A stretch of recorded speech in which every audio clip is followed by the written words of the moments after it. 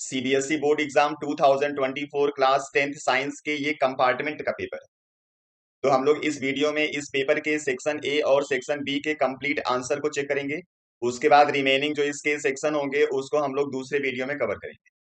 तो चलिए बिना किसी टाइम को वेस्ट किए हम लोग चलते हैं सीधे क्वेश्चन पे, क्योंकि आपका पेपर बहुत करीब आ चुका है। आपको जल्दी जल्दी रिविजन करने हैं और आपको ज्यादा से ज्यादा पेपर सॉल्व करना है, इसलिए आप लोग पेपर पे ज्यादा फोकस करोगे और ज्यादा से ज्यादा क्वेश्चंस आप लोग सॉल्व करोगे। अब आपको टेक्स्ट बुक्स के कंटेंट नहीं पढ़ने। तो चलिए फटाफट आंसर मेरे साथ आप लोग करते जाइए और चेक कर लीजिए आपके कितने सही हो रहे हैं क्वेश्चंस। तो यहाँ पे क्वेश्चन नंबर 1 है, hydrocarbon which contain 2C single bond C and 1C triple bond C is, यानी एक कंपाउंड है जिसके अंदर दो कार्बन कार्बन सिंगल बॉन्ड लगाना है और एक कार्बन कार्बन ट्रिपल बॉन्ड लगाना है।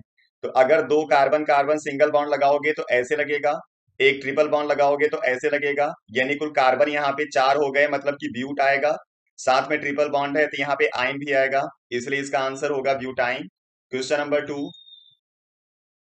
Bleaching powder can be prepared by reacting. Bleaching powder जब हम लोग बनाते हैं तो हम लोग रिएक्शन कराते हैं CaOH ट्वाइस का Cl2 के साथ। मीन्स यहाँ पे स्लेक्ट लाइम का रिएक्शन Cl2 के साथ होना है, ऑप्शन डी हो जाएगा करेक्ट। थर्ड क्वेश्चन है, इन the following case the combination reaction occurs in. जब पहला रिएक्शन आप कराओगे तो यहाँ पे Cu प्लस H2O बनेगा। जब दो प्रोडक्ट बन गए तो कॉम्बिनेशन कभी नहीं होता, कॉम्बिनेशन में सिंगल प्रोडक्ट आना चाहिए। ZnO प्लस C का रिएक्शन कराओगे तो Zn प्लस CO बनेगा, आप यहाँ पे CO2 भी बना सकते हो। तीसरा, Na और O2 रिएक्शन करके बनाता है Na2O, सिंगल प्रोडक्ट है, ये चलेगा। और जब यहाँ पे मीथेन का हम लोग बर्निंग करते हैं तो कार्बन डाइऑक्साइड और वाटर बनता है, ये भी नहीं चलेगा, यानी हो जाएगा ऑप्शन केवल थर्ड वाला सही। तो ये देखोगे तो आपको ऑप्शन ए मिल जाएगा। Question number 4, the acid present is nettle sting is. Nettle sting के अंदर कौन सा एसिड होगा? तो इसके अंदर जो एसिड होता है उसको हम लोग बोलते हैं फॉर्मिक एसिड। फॉर्मिक एसिड का IUPAC नाम है मीथेनोइक एसिड, जिसको हम लोग लिखते हैं HCOOH, इसलिए ऑप्शन बी हो जाएगा करेक्ट। क्वेश्चन नंबर 5 है, select the correct statement for the following about the reaction. यहाँ पे एक रिएक्शन मेंशन है, आपसे कह रहा है यहाँ पे कौन सा स्टेटमेंट इसके रिगार्डिंग करेक्ट है। CuO is change into Cu, यहाँ पे ऑक्सीजन बाहर निकल गया इसलिए प्रोसेस हो गया रिडक्शन का। And H2 is change into H2O, means process is oxidation. आपको चेक कर लेना है H2 ऑक्सीडाइज हो रहा होगा एंड CuO रिड्यूस हो रहा होगा। तो H2 get oxidise and Cu get reduce, option B आपको करेक्ट दिख रहा है। Question number 6, which among the following has minimum number of water of crystallization। Washing soda जिसके साथ आप लिखते हो water of crystallisation 10, ferrous sulphate के अंदर होता है 7, जिप्सम के अंदर होता है 2 और कॉपर सल्फेट के अंदर होता है 5। तो सबसे कम यहाँ पे जिप्सम के साथ दिख रहा है, ये हो जाएगा answer B. Question number 7, when aqueous solution of barium chloride and sodium sulphate react together. Barium chloride का रिएक्शन कराना है सोडियम सल्फेट के साथ, यहाँ पे दो प्रोडक्ट आता है। The first one is NaCl 2 molecule and barium sulphate. ये बेरियम सल्फेट आपका प्रेसिपिटेट के फॉर्म में आता है व्हाइट कलर, और ये सोल्यूशन के फॉर्म में आता है। तो यहाँ पे कह रहा है कि रिएक्शन किसका एग्जाम्पल है। तो यहाँ पे प्रेसिपिटेट बनता है इसलिए प्रेसिपिटेशन रिएक्शन भी ये होता है। और यहाँ पे जो दो रिएक्टेंट हैं अपने आयंस को एक्सचेंज करते हैं, and when two reactant combine together and they exchange their ions, तो उस रिएक्शन को हम लोग बोलते हैं डबल डिस्प्लेसमेंट। यहाँ पे डबल डिस्प्लेसमेंट ऑप्शन में मेंशन है, इसलिए ये हो जाएगा answer. Question number 8, the opening and closing of instrumental pore depends on. जो ओपनिंग और क्लोजिंग होती है वो होता है due to turgor pressure of the water in guard cell. और गार्ड सेल के अंदर प्रेशर चेंज होता है जब वाटर वहां पे ऐड होता है या फिर वाटर वहां से रिमूव होता है। तो आपको लिखना है due to flow of water in and out of the guard cell. Question number 9, in bread mould the structure labelled A and B respectively are. यहाँ बताना है A क्या है और B क्या है, ठीक है। अब यहाँ पे जो B मेंशन है ना, इसमें थोड़ी सी प्रॉब्लम है।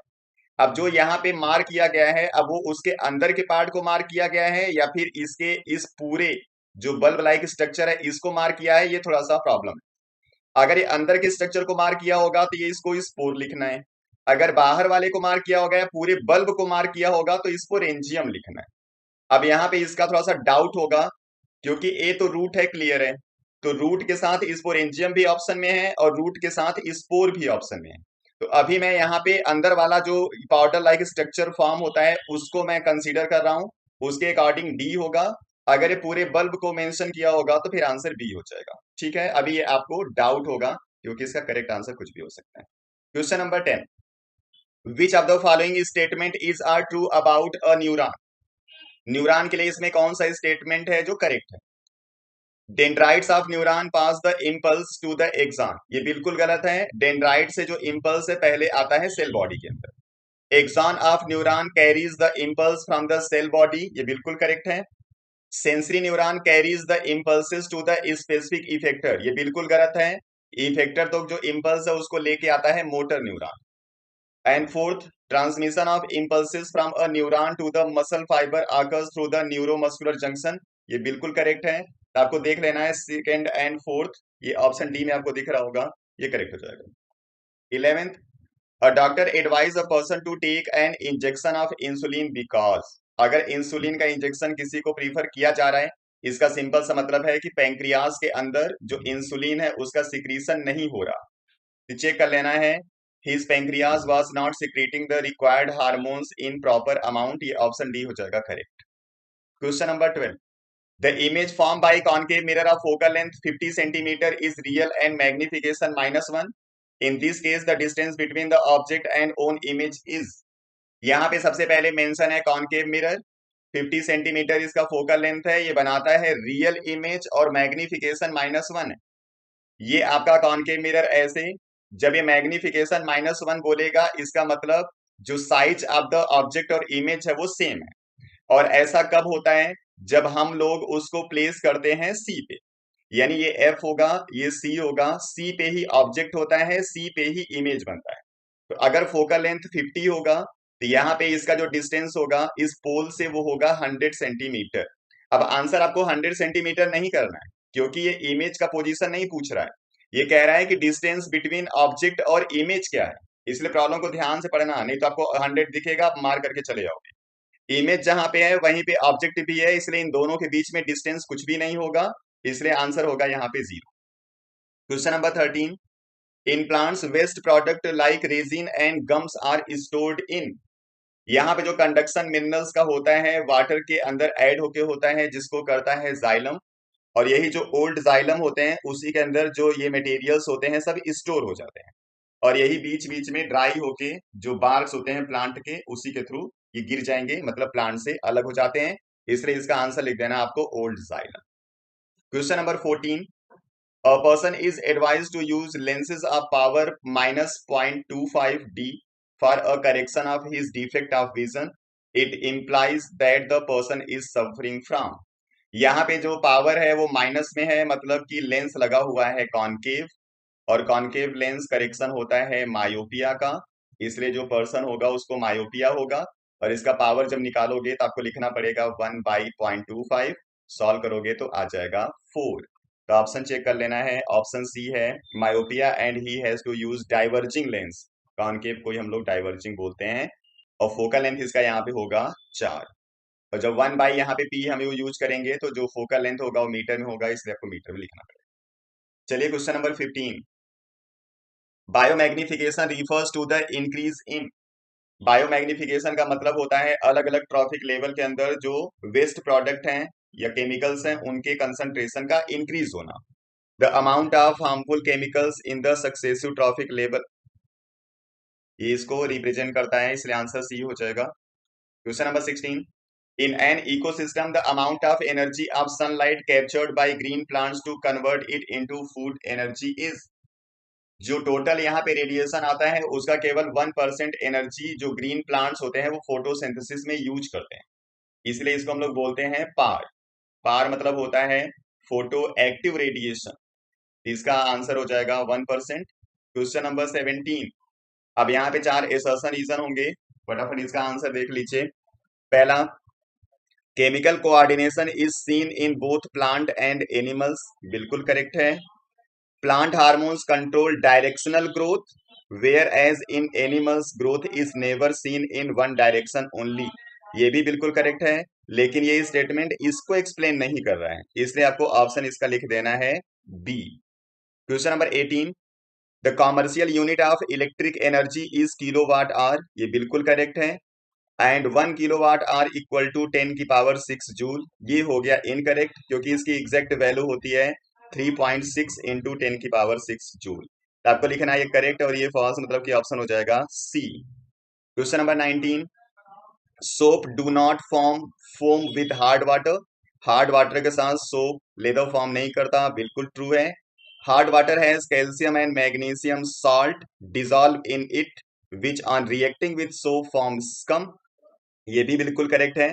और इसी स्कम के फॉर्मेशन की वजह से ही ये फोम नहीं बनता, यानी ये इसको एक्सप्लेन भी कर रहा होगा, इसलिए ऑप्शन लिख देना है ए।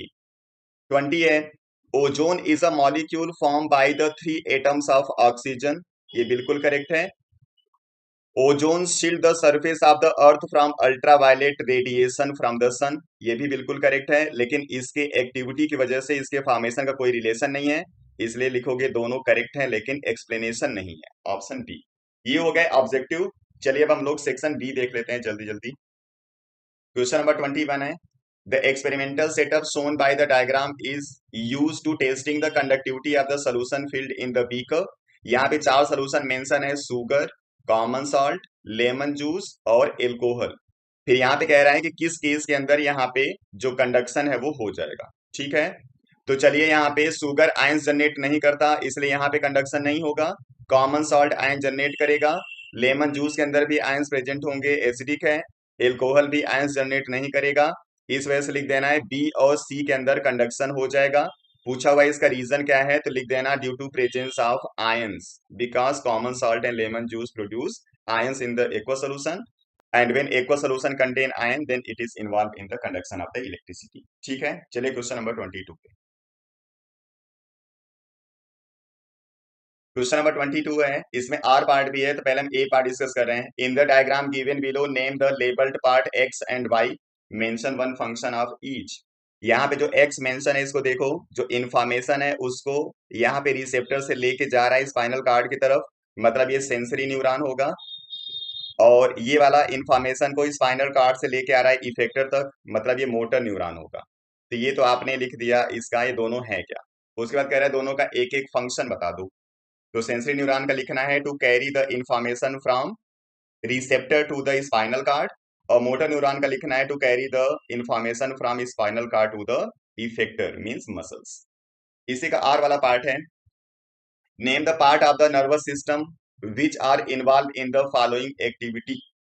अब यहाँ पे नर्वस सिस्टम का जो सेंटर है वो ब्रेन है, यहाँ पे ब्रेन से रिलेटेड 4 यहाँ पे दिए गए हैं फंक्शंस, आपको बताना है कि कौन सा पार्ट ऑफ द ब्रेन है जो इनको रेगुलेट करेगा।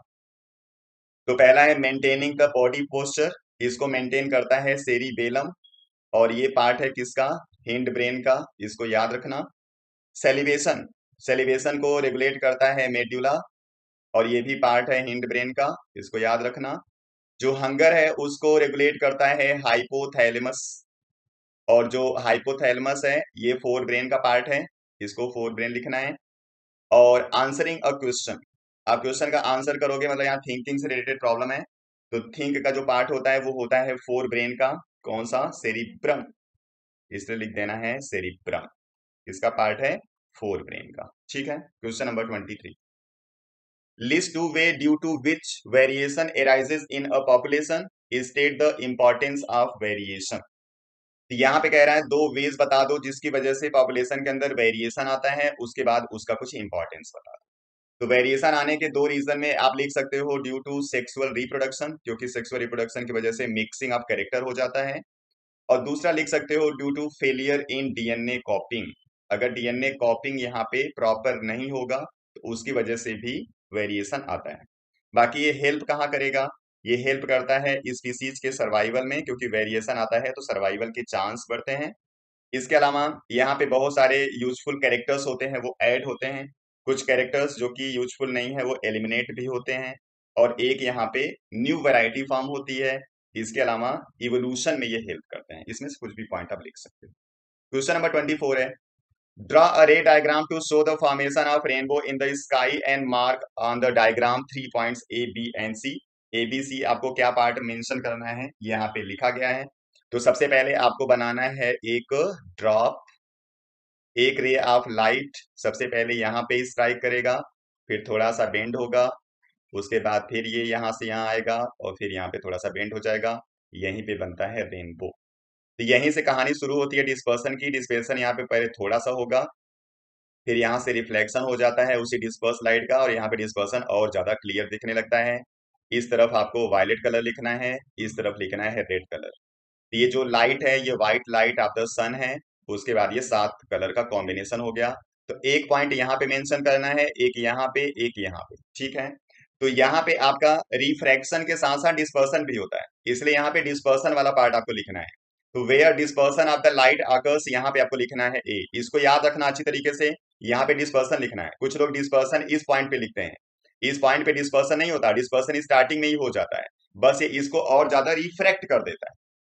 तो दूसरा है where internal reflection takes place, ये बी वाला पार्ट यहाँ पे होगा, यहाँ पे होता है टोटल इंटरनल रिफ्लेक्शन। और जो सी वाला पार्ट होगा वो ये वाला होगा, जहां पे लाइट का रिफ्रैक्शन हो रहा है। तो यहाँ से लाइट रिफ्रैक्ट होगा, और जो लाइट रिफ्लेक्ट होगा वो कौन सा होगा, डिस्पर्स लाइट होगा, क्योंकि डिस्पर्स इसके पहले ही हो चुका है ये। इसी का बी वाला पार्ट है name the muscles present in the human eye which enable it to focus on the object at very distance. मतलब कि जो डिस्टेंट या फिर नियर बाय ऑब्जेक्ट होगा उसकी बात कर रहा है। Explain how it happen. यहाँ पे जो मसल्स इन्वॉल्व होगा इस प्रोसेस में उसको हम लोग बोलते हैं सिलियरी मसल। और क्यों ऐसा करता है, ये जब सिलियरी मसल्स के अंदर कॉन्ट्रैक्शन और रिलैक्सेशन होता है तो जो आई लेंस है उस आई लेंस का जो कर्वेचर है वो चेंज हो जाता है। तो आपको लिख देना है ciliary muscles adjust the focal length of the eye lens by changing the curvature of the lens. Question number 25, draw a labeled ray diagram to show the formation of image due to a concave mirror when an object is placed between the pole and principal focus। यहाँ पे एक concave mirror, मान लो ये concave mirror है, ये हो जाएगा principal axis, ये हो गया एफ, ये हो गया सी, ये हो गया पी। अब जो ऑब्जेक्ट है उसको पोल और फोकस के बीच में कहीं पे भी रखना। तो एक लाइन यहां से पैरेलल ड्रॉ करनी है जिसको पास कर देना है एफ से, ठीक है। एफ से पास करोगे तो इसको पीछे भी हम लोग बढ़ा देते हैं इस तरीके से। और एक लाइन आपको पास करनी है सी से, तो एक लाइन हम सी से पास करेंगे। अब ये लाइन इधर कट होने वाला है नहीं, इसलिए इसको हम पीछे बढ़ाएंगे। तो जब पीछे बढ़ाएंगे तो कहीं जाके एक दूसरे को कट कर देगा, जहां पे कट करता है वहीं पे इमेज बन जाता है, ठीक है। तो यही एक कंडीशन है जिसमें इमेज जो फॉर्म होगा कॉनकेव मिरर से वो इरेक्ट होता है, बाकी सारा होता है इन्वर्टेड। ये होगा इसका डायग्राम। क्वेश्चन नंबर 26 है right the aquatic food chain with 4 trophic levels and name the primary and tertiary consumer present in the food chain. अब ये एक्वेटिक फूड चेन है, इसलिए आपको स्टार्ट करना होगा फाइटोप्लैंक्टन से, क्योंकि वही वहां पे प्रोड्यूसर की तरह एक्ट करता है। इसलिए आपको लिखना है सबसे पहले फाइटोप्लैंक्टन्स, इसको यूज करेगा जू प्लैंक्टन्स, जू प्लैंक्टन्स को यूज करते हैं स्मॉल फिश, और स्मॉल फिश से फिर आ जाएगा लार्ज फिश। ये 4 हो गए यहाँ पे ट्रॉफिक लेवल। फिर कह रहा है name the primary and tertiary consumer. This one is the primary consumer मतलब phytoplanktons, and this one is the tertiary consumer means small fish. उसके बाद सेक्शन सी स्टार्ट होगा, इसको हम लोग देखेंगे नेक्स्ट वीडियो में। आप लोग पढ़ते रहिए, अपना ख्याल रखिए, मिलते हैं नेक्स्ट वीडियो में। Thank you.